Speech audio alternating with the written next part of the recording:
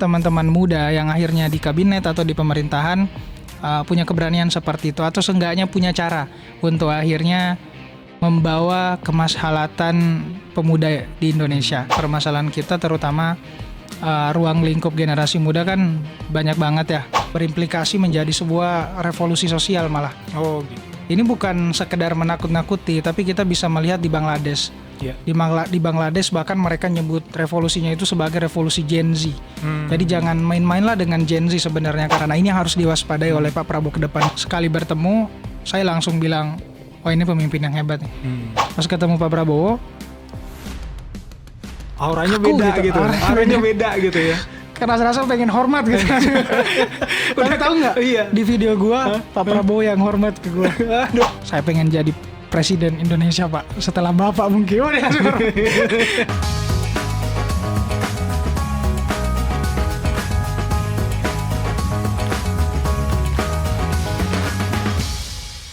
Oke, selamat sore Sobat Medcom. Ketemu lagi di Newsmaker, obrolan hangat one on one bersama saya Surya Perkasa. Nih, Sobat Medcom, kita udah tahu ya nih, minggu ini yang jadi Newsmaker itu adalah Presiden Prabowo dan Wakil Presiden Gibran Raka Buming Raka, ditambah dengan kabinet-kabinetnya. Ada 109 kabinet ya, menteri dan wakil menteri itu dilantik kemarin, ditambah 27 orang pejabat yang mulai dari pejabat lembaga sampai utusan khusus dan staf khususnya. Nah, yang menariknya ini banyak anak muda di dalamnya. Nah, untuk hari ini kita bakalan ngobrol sama Presiden Gen Z, Bang Rian Fardi. Apa kabar? Selamat sore Bang Rian. Siap, Bang. Ini Bang Rian, ini kan sebagai tokoh muda kita bakalan ngobrolin banyak nih sebenarnya. Kayak apa sih anak muda ngelihat gimana sih kabinet Presiden Prabowo dan Gibran ini. Nah, ini yang pertama yang kita bakal ngobrol santai aja nih Bang.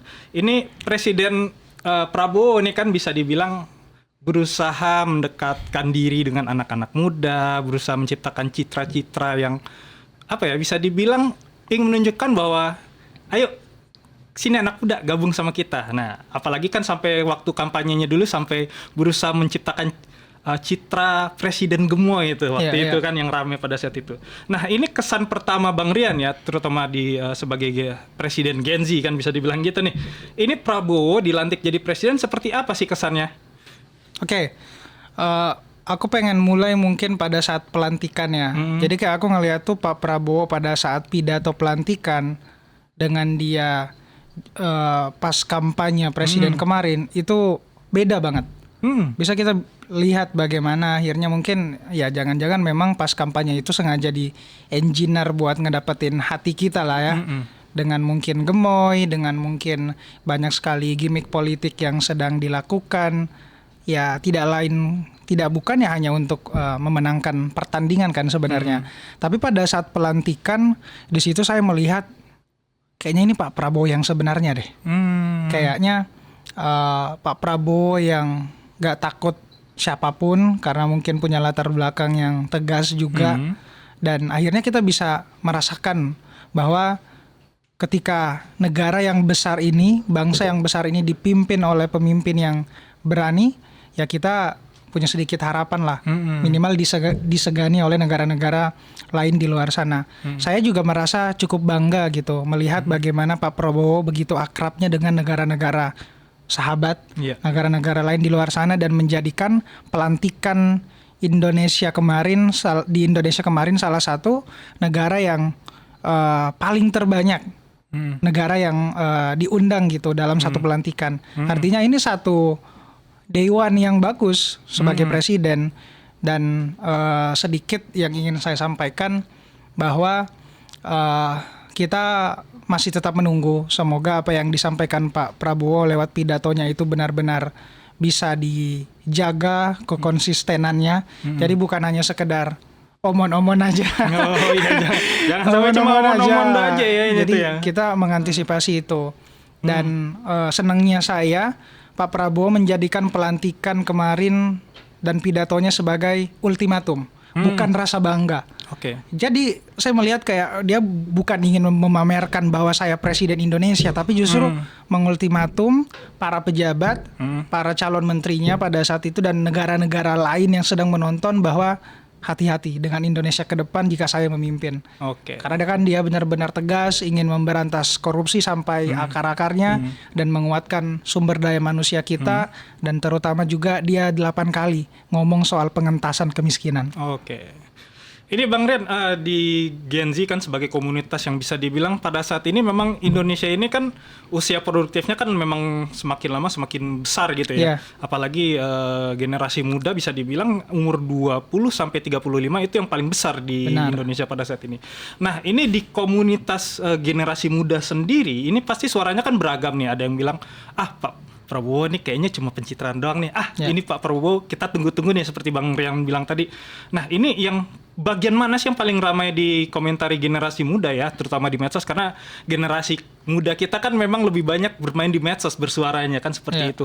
Nah, itu saat pelantikan sendiri itu yang generasi muda kita apa sih yang paling banyak dikomentarin? Akhirnya Gen Z hari ini tuh benar-benar menitip Indonesia lah dalam artian suara-suara kita, terutama bukan hanya yang ada di kota tapi teman-teman yang ada di lintas wilayah. Apa yang hari ini Rian lihat bahwa kita sangat merindukan pemimpin-pemimpin yang memperjuangkan nasib kita sebagai anak muda, bukan hanya dipakai sebagai alat untuk mencapai kekuasaan atau bahkan digunakan suaranya untuk dikonversi menjadi kepentingan tertentu.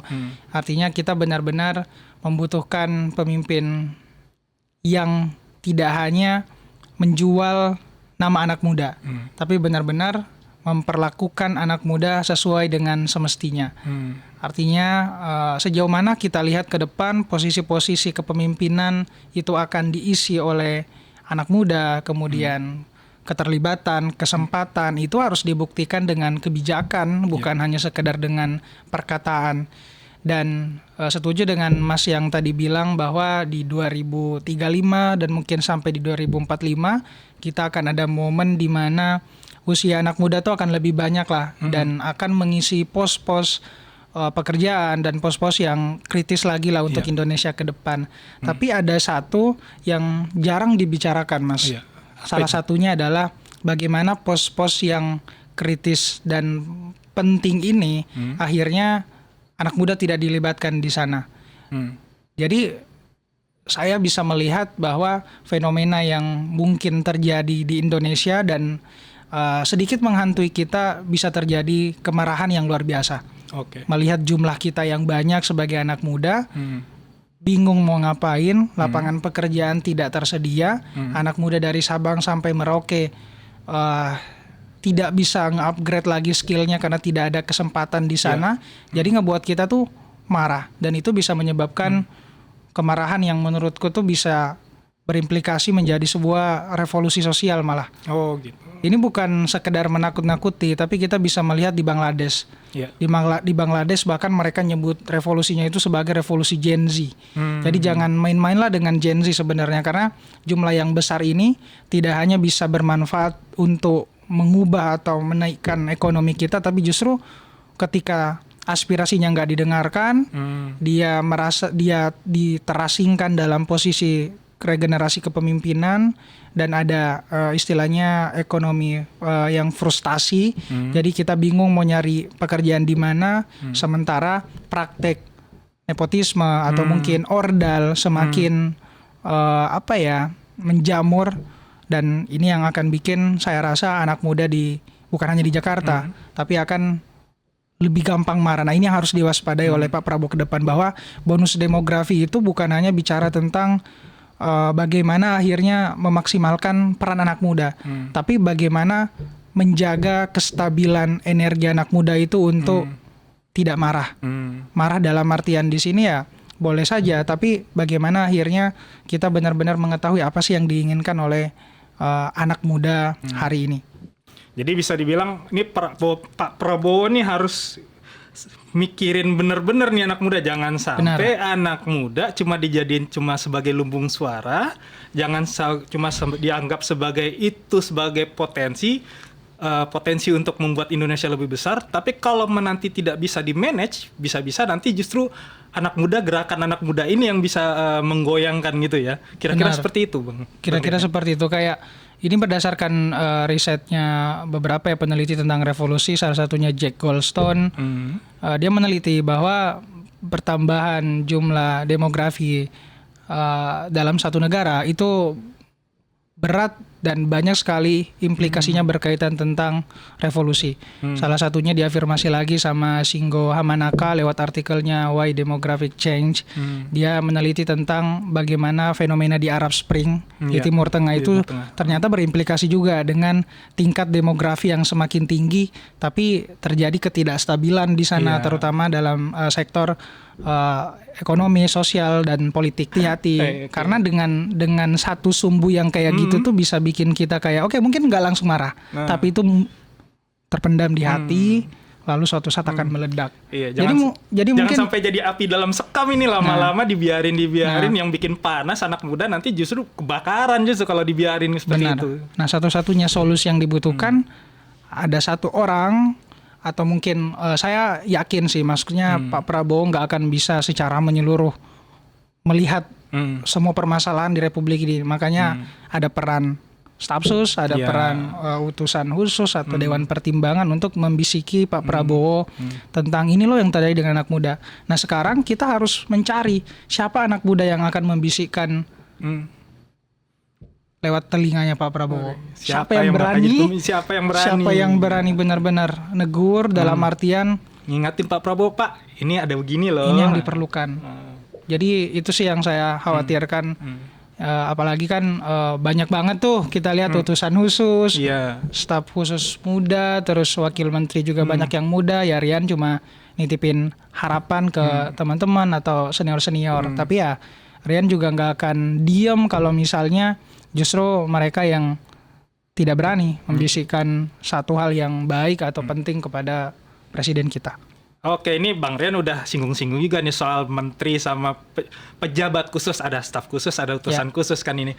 Nah, ini gimana sih tanggapan umum generasi muda ya, terutama Gen Z, melihat kabinet Pak Prabowo Gibran ini yang sudah ada 109 anggota kabinet ditambah 27 kepala badan dan pejabat khusus. Ini yang nama-nama yang sudah terlihat itu gimana pendapat Gen Z? Sebenarnya apa ya? Setengah-setengah sih, kayak di satu sisi kan kayak merasa yakin bahwa yang diinginkan terutama Rian dan saya rasa beberapa anak muda juga, posisi-posisi penting ini diisi karena memang dia berhak, dia kompeten, dia mampu, dan melalui cara-cara yang meritokrasi lah ya, walaupun mungkin sistem kita akan berusaha mendorong upaya itu, tapi kita bisa melihat ternyata memang kita bisa melihat pos-pos seperti pendidikan itu diisi oleh ada satu wakil menteri yang menarik juga yang akhirnya menyita perhatian kita juga, Prof. Stella Christy, guru besar Tsinghua.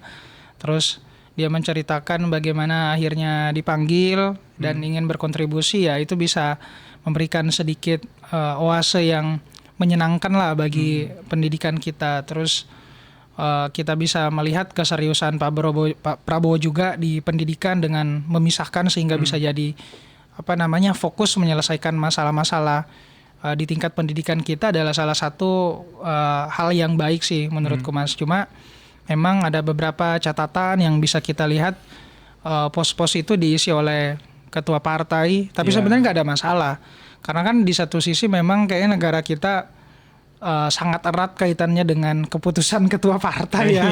Jadi memberikan posisi dalam satu hal itu mungkin salah satu hal yang penting, tapi yang harus kita telah lagi apakah memang dia layak untuk bisa memberikan kontribusi di sana. Tapi Rian nggak ingin ngejudge di awal tanpa misalnya melihat kinerja nyatanya. Jadi yang ingin Rian coba perhatikan hari ini adalah bagaimana akhirnya keseriusan para pembantu presiden ini menyelesaikan masalah-masalah yang real, bukan hanya FOMO terhadap apa yang terjadi, tapi dia mengetahui problem kita yang sebenarnya itu ada di sini, dan gue ingin menyelesaikan ini lewat skill atau kemampuan yang memang saya dapatkan.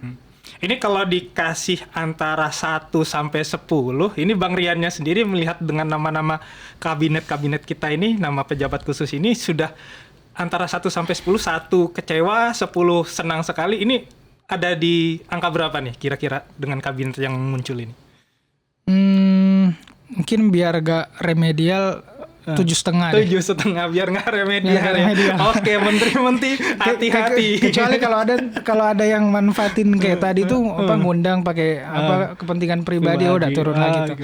Udah turun itu tuh yang untuk menteri itu udah turun ya. Jadi memang bisa dibilang tidak apa-apa dari partai asal kerjanya jelas, asal pekerjaannya jelas, programnya jelas, dan itu memang benar-benar bermanfaat bagi bangsa dan tanah air. Iya benar, apalagi di samping dengan itu ya mungkin kita juga harus was-was ya, karena dengan banyaknya proporsi yang disiapkan artinya banyak juga anggaran yang pasti harus disiapkan.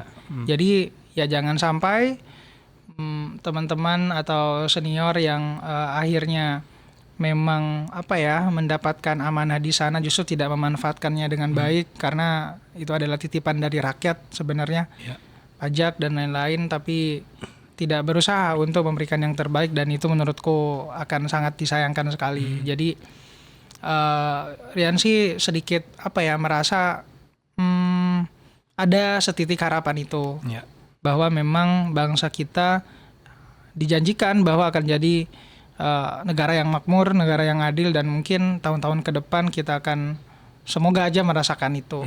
Apalagi dengan keseriusan Pak Prabowo, salah satunya dengan membuat badan pengentasan kemiskinan, itu menurutku satu hal yang menarik tuh, Mas, karena akhirnya diciptakan satu badan yang memang fokus untuk menanggulangi hal-hal yang sangat krusial ini, dan itu diisi oleh Bang Budiman Sujatmiko kan, yang kita tahu ya mungkin secara track record pemikiran atau bagaimana dia punya ide tentang hal yang sifatnya bisa dibilang masalah kemiskinan, itu menurutku bisa jadi satu hal yang patut kita tunggu untuk gebrakan ke depannya. Ini kan Bang Rian tadi sudah bilang ada beberapa nama nih yang sangat menarik perhatian kita, yang dari generasi muda terutama ya. Ada Bang Budiman yang memang bisa dibilang itu sangat vital ya gitu, badan pengentasan kemiskinan. Ada Bang Budiman, terus ada Prof Stella yang bakalan nanti membantu di pendidikan kan, seperti itu. Nah, ada nggak nama-nama menteri muda lain yang jadi sorotan? Atau ada mungkin sudah menteri-menteri yang tua yang memang disorot khusus? Kalau aku sih Menteri Agama sih. Oke, kenapa begitu? Kenapa Menteri Agama? Prof Nasaruddin Umar, salah satu idola Rian juga sih. Dan ya ini bukan karena saya sedaerah sama dia juga, gitu. Tapi karena pernah kolaborasi lah bareng dia, dan saya akui kalau kita bicara tentang keberagaman, terutama tentang bagaimana kita melihat track recordnya Prof itu luar biasa, bisa jadi salah satu harapan ya mungkin dengan menguatkan sisi-sisi yang akhirnya menjadi penting untuk generasi muda juga fokus di ruang-ruang spiritual tadi. Jadi Rian sih menitip banyak harapan juga sih ke beliau. Terus ada nama-nama seperti Bu Mutia Hafid sih kayak juga di Kementerian Komunikasi dan Digital yang kemarin tegas soal judul juga tuh. Jadi ya kita tunggu aja bagaimana dia akhirnya serius untuk melawan hal-hal yang merusak generasi kita itu dari dalam. Salah satunya memberantas judul, atau mungkin yang aku ingin tekankan sebenarnya ini mungkin bisa jadi titipan juga sih. Kayak hari ini jangan sampai generasi muda itu terlampau kecanduan dengan digital. Jadi kalau bisa ada kebijakan yang memang secara khusus itu dibuat untuk bukan hanya membatasi, tapi sedikit memberikan sebuah, bukan hanya sekedar edukasi juga, tapi kepada generasi muda kita agar tidak terlampau kecanduan, edik dengan sosial media atau digitalisasi hari ini. Kayak mungkin umur-umur yang remaja itu bisa dibatasi penggunaan sosial medianya, karena dampaknya ini luar biasa besar. Ngaruh ke prestasi pasti, ngaruh ke produktivitas pasti karena ada gangguan seperti distraksi. Banyak sekali fenomena-fenomena digital hari ini yang jangankan memberikan keuntungan tapi justru ngebuat generasi muda kita akhirnya bimbang atau bahkan lebih cepat marah dan akhirnya tidak menjadi dirinya sendiri. Nah, Rian pengen concern siapapun yang nanti bisa fokus di bidang ini itu bisa dimaksimalkan dengan baik sih, terutama soal bagaimana menjaga kewarasan kita di era digitalisasi hari ini, dan itu harus ada peran negara agar hari ini tuh generasi muda hari ini ya tidak hanya mencari jawaban di ChatGPT, tapi mencari jawaban lewat dirinya sendiri atau dengan lingkungan sekitarnya. Nah, ini yang kita butuhkan agar generasi muda kembali ke akarnya. Ya, ini kan Bang Rian tadi udah singgung-singgung ada Mbak Mutia Hafid tadi yang memang di Menkomdigi ya. Di Menkomdigi, Kemenkomdigi. Namanya udah agak ganti sekarang, di banyak nomenklatur baru yang sebenarnya menarik kalau kita lihat-lihat ya. Nah, ada satu nama lagi yang ada di Kementerian Komunikasi dan Digital ini kan ada Anggaraka, politisi muda. Nah, ini jadi Wamenkomdigi. Nah, ini kalau Bang Rian sendiri melihatnya seperti apa? Karena ini kan anak muda nih yang duduk di posisi wakil menteri. Nah, kira-kira ini bakalan membawa angin segar kah atau bagaimana kah? Ya, pertama yang harus kita bongkar dulu itu jangan sampai budaya titip menitip tuh masih ada lah. Artinya ya kita nggak tahu siapa yang dititipkan di sini sebenarnya. Cuma jangan sampai bungkusannya mudah, tapi ternyata pikiran, geraknya, beraninya itu nggak mudah. Jadi kita akan harus menagih tuh, mulai dari kalau aku sih lebih keberanian sih kalau anak muda, karena untuk program mungkin akan banyak, tapi nggak banyak yang berani untuk memaksakan bahwa ini harus dituntaskan, ini harus dijalankan. Karena resiko jadi orang berani kan kalau nggak dikucilkan, dikeluarkan gitu. Nah, apakah teman-teman muda yang akhirnya di kabinet atau di pemerintahan punya keberanian seperti itu, atau seenggaknya punya cara untuk akhirnya membawa kemaslahatan pemuda di Indonesia? Karena masalah bisa dibilang permasalahan kita terutama ruang lingkup generasi muda kan banyak banget ya. Jadi akhirnya kita menitipkan harapan bukan hanya sekedar kerja satu arah gitu, tapi ya kerja dua arah. Rian juga di luar pemerintah atau bahkan teman-teman lainnya juga harus dan wajib memberikan kontribusi. Jadi bentuk kepeduliannya itu ya mungkin hari ini Rian bisa lakukan adalah dengan mengingatkan, dengan melakukan kritikan, sembari memberikan kontribusi lewat gerakan komunitas yang hari ini Rian bangun di seluruh Indonesia. Tapi ngelihat nama-nama orang-orang muda di wakil menteri, Rian sedikit berharap semoga apa yang teman-teman ataupun wakil menteri ini akhirnya ke depan rencanakan itu bisa dieksekusi dengan keberanian sih. Oke, ini Bang Rian, ini kan yang paling menarik dari generasi muda di Indonesia ini kan sebenarnya pengen melihat efeknya secara langsung gitu kan, seperti itu kan, mereka ingin lihat kayak gimana sih efeknya buat kita kan, seperti itu kira-kira kan. Nah, ini sebenarnya dari Presiden Prabowo dan menterinya ini kan punya visi besar ya yang diberi nama Astacita. Itu ada ideologi pertahanan, lapangan kerja hingga toleransi.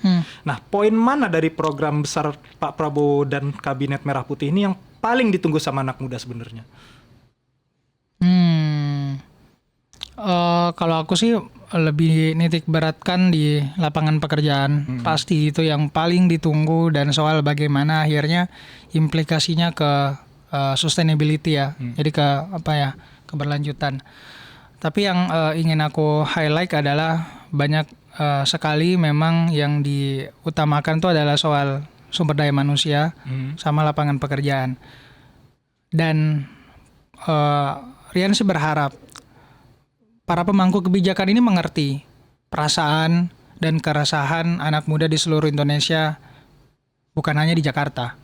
Karena banyak sekali yang akhirnya FOMO atau bahkan melihat generasi muda hari ini dengan gambaran besarnya aja. Bahwa Gen Z itu gini, bahwa mungkin milenial tuh gini, tapi nggak secara menyeluruh melihat apa sih yang lu butuhin, apa sih yang lu mau gitu di Kalimantan atau mungkin di Sulawesi, apa yang teman-teman inginkan. Nah, apalagi di lapangan pekerjaan ya, karena kita bisa lihat data hari ini tuh sektor informal masih jadi salah satu opsi yang digemari oleh Gen Z gitu untuk pekerjaan. Satu, karena sektor formal penyerapannya nggak terlalu bagus gitu. Ya kita bisa lihat trennya juga menurun gitu soal penyerapan lapangan pekerjaan di sektor formal. Akhirnya sektor informal ini ya diisi oleh anak muda yang baru lulus karena dia bingung tuh nyari pekerjaan secara formal di mana. Tapi sialnya karena banyak banget rentan juga untuk ya mungkin untuk anak muda dan ekonominya, karena dia kan nggak terlindungi tuh sektor informal, nggak ada jaminan. Nggak sustain ya istilahnya seperti itu kira-kira ya. Kayak freelance, content creator atau banyak tenaga-tenaga honorer atau yang lainnya tuh yang akhirnya nggak aman nih masa depannya. Nah, yang kita tunggu adalah bagaimana menciptakan lapangan pekerjaan yang sustain tadi tuh dengan memanfaatkan hasrat karir anak muda secara menyeluruh. Jadi bukan hanya kayak ya udah dia fokus ngelihat oh kayaknya generasi muda bakal fokus di AI deh, di digitalisasi deh, oh enggak. Jadi yang harus diperiksa kembali adalah apakah ini sesuai dengan apa yang generasi muda lintas wilayah, lintas daerah atau lintas bidang inginkan gitu.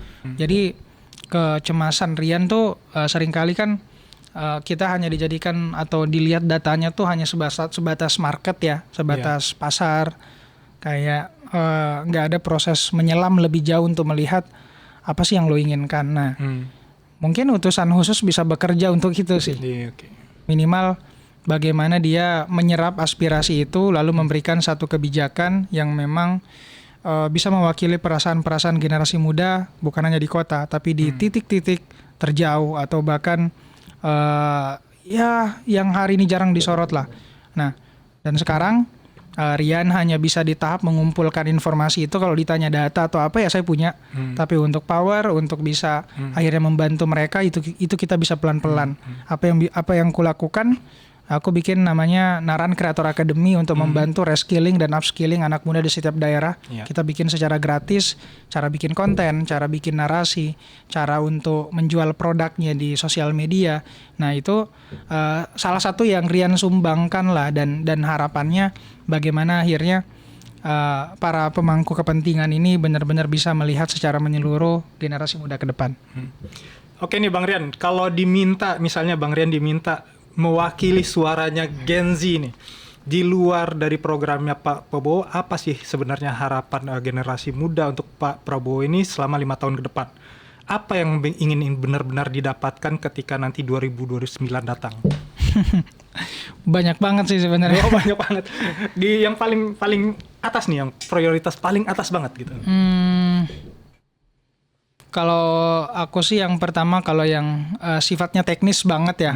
Kalau teknis banget aku pengen di pendidikan tuh ya mungkin di setiap sekolah itu benar-benar posisi bimbingan konseling tuh harus kita pikirkan ulang lagi. Kenapa harus begitu? Diperbanyak pertama.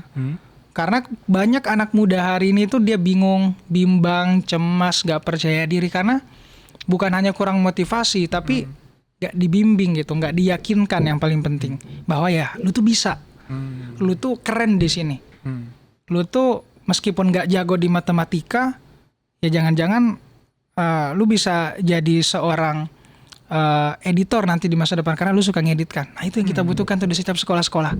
Jadi apa sekarang tugas BK atau bimbingan konseling itu ya kan cuma negur orang kalau misalnya bajunya keluar, gitu, bajunya keluar. Gitu. Jadi peran-peran ini ya selain keluarga akhirnya harus dimaksimalkan tuh terutama di pendidikan kita. Contoh lah kayak misalnya di Jepang atau Korea, posisi BK ini luar biasa strategis gitu. Bahkan kayak setiap ujian, setiap semester pasti kayak ada dikasih surat ya lu mau jadi apa beberapa tahun ke depan. Karena saya yakin gitu, cita-cita anak muda di Indonesia tuh tinggi-tinggi dan pasti kalau ditanya ya ada jawabannya lah. Tapi kalau ditanya 5 tahun ke depan lu mau ngapain, 10 tahun ke depan lu mau ngapain, nah ini harus strategis nih. Artinya kita harus membangun manusia-manusia yang punya cita-cita masa depan dan mampu memanfaatkan positioning dan kekuatan dia sebagai anak muda. Nah itu sih yang Rian pengen titipkan gitu.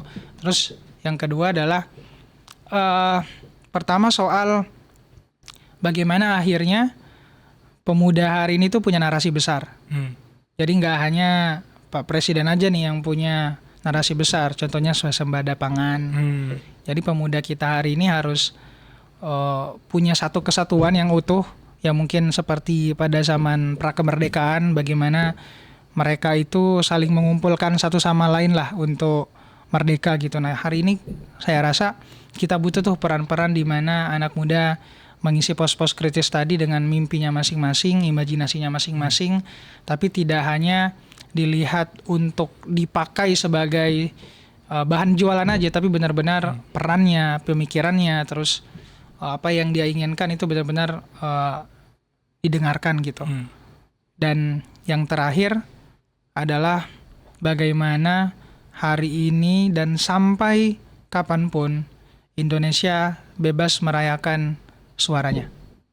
Jadi Rian selalu berharap ada hari di mana kita bebas bersuara, dan itu bukan hanya sekedar dari kita aja yang mau, negara juga inginkan itu, bahwa lu bebas bersuara apapun, lu bebas ngekritik kita, institusi kita, Pak Prabowo, bahkan nanti ada satu hari di mana ya udah lu mau kritik gue tentang apapun, kita dengarkan dan kita akan cari solusi bareng-bareng. Saya sangat mengimajinasikan itu akan tercapai sih di kemudian hari, bahwa anak muda tidak takut lagi bersuara karena takut dibungkam, takut di penjara, atau takut dikriminalisasi atau lain hal, tapi dia berani menyampaikan suaranya, aspirasinya, karena pertama memang dia peduli, dan yang kedua dia memang punya sesuatu yang penting untuk disuarakan. Itu sih. Oke, Bang Rian, ini terakhir nih. Ini kita pengen konfirmasi ulang nih untuk ke Bang Rian nih sebenarnya. Ini bener nggak sih sebenarnya survei-survei yang bilang bahwa Presiden Prabowo itu idolanya Gen Z? Kalau saya yang ditanya ya saya mengidolakan Pak Prabowo. Bahkan sekali bertemu saya langsung bilang, wah ini pemimpin yang hebat nih.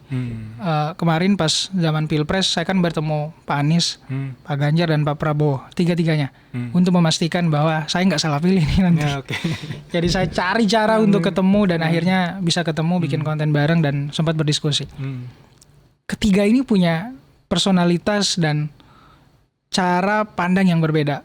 Saya mau mulai dari Pak Ganjar dulu kemarin. Pak Ganjar tuh paling sering saya temui dalam diskusi, dalam ruang-ruang, karena memang orangnya tuh humble banget, terbuka banget, terutama untuk diajak diskusi. Dan pemikiran saya sampaikan kemudian ke Pak Anies. Saya mengidolakan Pak Anies. Kita sama-sama HMI dan karena kultur diskusi dan beberapa juga baca pemikiran-pemikirannya Pak Anies. Jadi saya senang gitu bahwa ya kita memang butuh pemimpin yang punya pemikiran yang baik, pencerahan yang baik, serupa zaman prakemerdekaan juga ya. Negara kita memang diisi oleh banyak orang-orang yang punya ilmu tinggi gitu. Dan ketika diskusi dengan Pak Anies, ya saya juga merasa bahwa nyambung.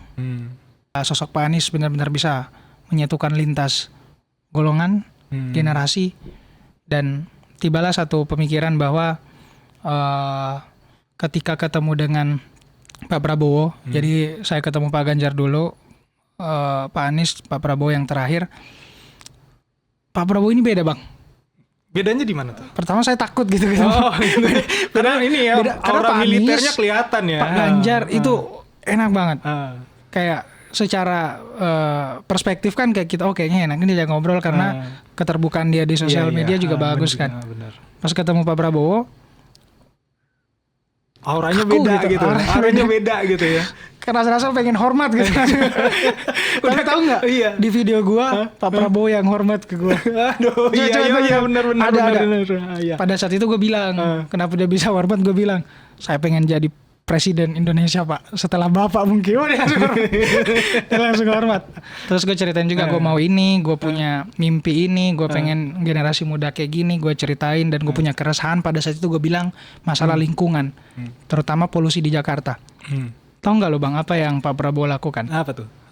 Dia nggak banyak omong, satu langsung nelpon. Langsung nelpon. Nelpon pakarnya depan kita, depan gua. Dia nanya, ini ada masalah seperti ini, polusi seperti ini, kita punya persediaan seperti ini, kira-kira kata Pak Prabowo berapa lama gitu masalah ini bisa diselesaikan dengan cara yang seperti ini. Ngobrol, ngedengerin ke kita. Gue dengar pakarnya itu ngomong 2 tahun Pak, kalau benar-benar serius dan komit gitu. Nggak ingin membandingkan dengan Pak Ganjar, Pak Anies dan Pak Prabowo, tapi secara mungkin kespontanitas atau mungkin bagaimana dia akhirnya mendengarkan aspirasi Rian, gue merasa kayak anjir, dia langsung nanggepin dan langsung nelfon pakarnya yang nggak tahu tuh siapa, tapi dia punya strategi untuk itu. Artinya ya jangan-jangan ke depan kita butuh yang langsung action dan tahu caranya dan punya kapasitas dan udah punya segalanya gitu, secara power, secara ekonomi mungkin untuk menggerakkan juga. Jadi ya mungkin nggak salah gitu, anak muda kebanyakan ini nggak mencoba menggeneralisasi, memang mengidolakan Pak Prabowo karena kespontan itu, berani dan lugas dan sesuai dengan yang anak muda juga butuhkan, bahwa kita nggak butuh lagi tuh yang mencela-mencele, yang sok-sok omon-omon doang, mewakili rakyat tapi tahu-taunya di belakang kayak gimana. Nah justru kita butuh yang jujur, terus benar-benar berani ngakuin bahwa ya gue tegas dan inilah saya gitu. Dan anak muda kan nggak suka tuh orang yang fake gitu kan. Jadi mungkin ini faktor kenapa Pak Prabowo tadi secara survei, tapi gak tahu survei yang mana. Karena survei bisa jadi beda-beda. Banyak-banyak ya. Beda-beda juga. Tergantung. Tapi ya Rian juga merasa respect gitu dengan 3 tokoh bangsa ini. Salah satunya Pak Prabowo yang akhirnya bersumpah akan memberikan kemakmuran lah lewat kepemimpinannya, bersama dengan menteri-menterinya, bersama dengan utusan-utusannya. Jadi Rian berharap besar lah bahwa yang mengisi dalam pos-pos ini adalah orang-orang yang semoga bertanggung jawab dan memang amanah itu nggak akan salah pundak. Oke, terima kasih banyak Bang Rian, Pak Ardi sudah bergabung dengan kita ngobrol panjang lebar soal kabinet merah putihnya Prabowo Subianto dan Gibran Raka Buming Raka. Kita memang banyak menaruh harapan besar ya untuk di kabinet ini, karena memang ini adalah pemerintahan baru. Kita bakalan melihat kinerjanya seperti apa selama 5 tahun ke depan, dan semoga saja generasi muda harapannya benar-benar terkabul nanti 5 tahun ke depan. Amin. Oke, sampai di sini Newsmaker pekan ini. Kita ketemu lagi pekan depan di waktu yang sama dengan narasumber menarik lainnya. Sampai ketemu lagi. Terima kasih.